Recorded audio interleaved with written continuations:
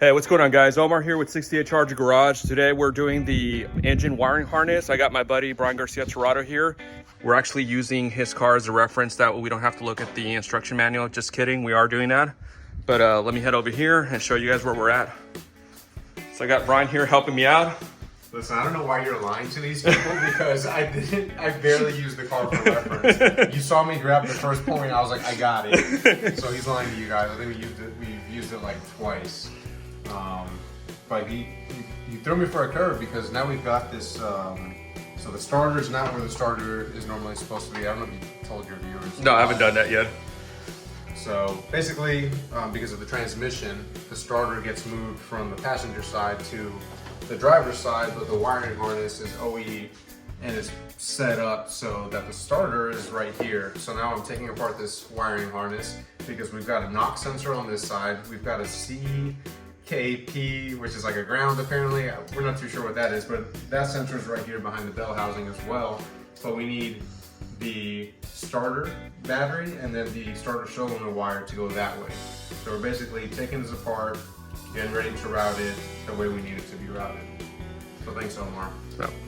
No, thanks to you, man. Thanks for coming out and thanks for helping. You've been a lot of help. And yeah, we did this in what, an hour? Yeah. We got the engine part was easy. It's just now we had to figure out where this stuff went, and then we got to figure out where to mount the PCM and the power control module.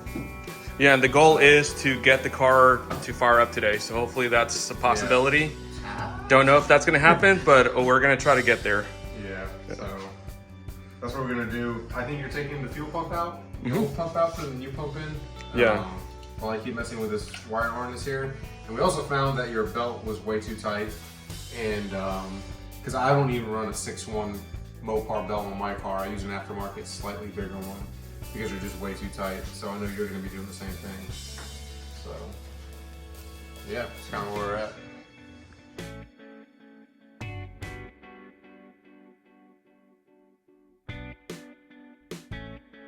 The goal is to put the PDC and the PCM on the firewall on the inside of the car. And I had to get some battery cables to go over to the back of the trunk to be able to eliminate the battery on the front. So I went ahead and visited a few junkyards to get some OEM parts from a charger. Came out to a junkyard to get some parts for the Hemi. I got a pretty good find right here because we were trying to figure out how we're gonna wire the battery in the trunk and didn't want to spend too much money. So I ended up finding one of these from I think it's a 14 charger.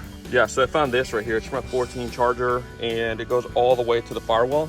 So I'm gonna be able to wire this to the trunk of the 68 without having to do any cutting or buy any extra wires. And right now I'm about to start removing this little bracket right here that connects the power across the firewall. And hopefully I can use this to just connect it to the firewall on my charger. I was able to remove that little bracket, and then on the firewall side, on the engine side, it's got this little thing right here that's insulated so it doesn't touch anything. And then obviously this is what I'm going to use to connect to the other side of the firewall. But I'm pretty excited about this find, so let's go look for some more cool stuff. I made another trip to the junkyard. This time I came to LKQ because they actually leave their engines in the car. The other one that I went to did not, so all the wires I needed were cut on the firewall engine side. And so I ended up getting this wire right here. So it goes directly from the alternator all the way to the fuse box, as well as the connector on the firewall to go to the battery. So, and this one is on the side of the driver's side for the starter. So it's gonna work out perfect. To be able to figure out where these are gonna go, I'm gonna start just mock placing the vintage air inside to see how much room I'm gonna have at this point right now. I removed the tire just to have a little bit more room and see where everything's gonna go on the inner fender well. But anyway, I'm gonna start doing that real quick, and then hopefully we can start wiring the car and finish up the wiring, and then just go on to the vintage air after that. On this end, I just removed the glove box, obviously, and then I removed the vent. So the next thing you do is just make a few pilot holes for the cowl cover that's gonna go on there to cover it up.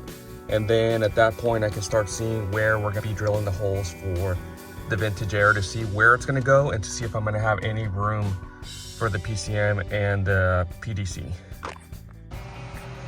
All right, guys, so I put in the cover, and I also removed the little cover over here and the step guard. That way I can have access to this part of the firewall.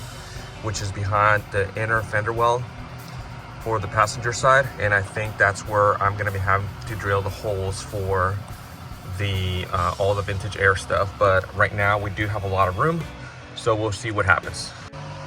All right guys, so I pretty much assembled the evaporator and then made the routing holes through the firewall on the fender well side.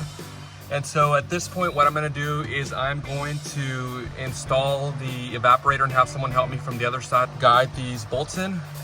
And then that should be it on this side, and then I can start assembling everything on the other side. All right guys, so the AC unit is in. One of the things that I forgot to show you is I did weld on the shifter plate on here, and I filled it out with seam sealer.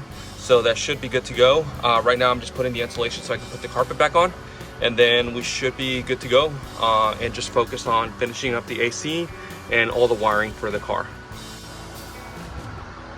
All right, carpet is in. I already wired the lights for the console, and then now the reverse lights are actually gonna go through a different spot now since they're gonna be attached to the bottom of the transmission. Yeah, it's looking really good. I just need to vacuum a little bit more and then just keep installing this AC unit. But at least now I'm gonna have a nice place to lay on whenever I'm doing this work, and it won't be just bare metal. So I'm pretty excited about that. Stay tuned, guys.